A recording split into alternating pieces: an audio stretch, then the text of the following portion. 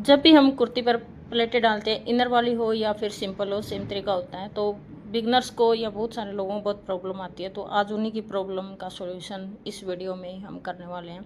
तो सबसे पहले आपने जहाँ पे भी प्लेटें हैं वहाँ पे एक बार रफ सिलाई ज़रूर लगानी है, ताकि हमारा जब प्लेटें डाले तो कपड़ा कोई भी हमारे लूजिंग ना दिखे।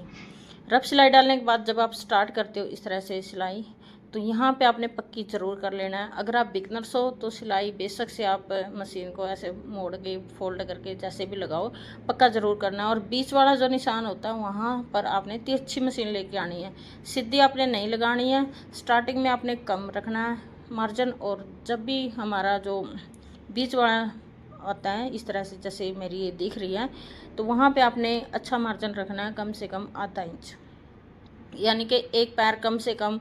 और आप एक्स्ट्रा भी रख सकते हो, वो फिर आपके लूजिंग के हिसाब से रहता है।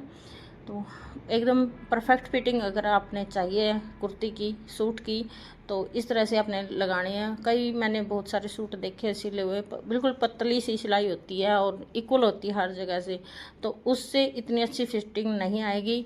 जब भी आप प्लेट डालो तो बीच में से आप अच्छा मार्जिन लो, साइड में आप कम रखो, क्योंकि कमर का हमारा जो फिटिंग होती है वो अच्छी आनी चाहिए सूट की। और जब भी मैं प्लेट डालती हूँ तो मैं अलग अलग से नहीं डालती, तो पहले मैं करती हूँ फर्स्ट पार्ट से शुरू। अगर आप बिगनर्स हो तो फर्स्ट पार्ट से शुरू करो, और फिर आप सेकंड की डालो, उसके बाद फिर फर्स्ट की, क्योंकि 4 बार तो ऐसे चलेगा, पहले फर्स्ट की और फिर बैक पार्ट की प्लेट डालते हैं। उसके बाद आ जाता है हमारा फ्रंट पार्ट, क्योंकि फ्रंट में 3 3 प्लेटें हमारी डलती हैं, तो वो भी बिल्कुल मशीन को उतारे बिना, धागा काटे बिना एकदम बड़ी आसानी से प्लेटें डल जाती हैं। और जो साइड वाली प्लेटें होती हैं वो भी आपने ऐसे ही रखनी है, स्टार्टिंग में कम रखना है।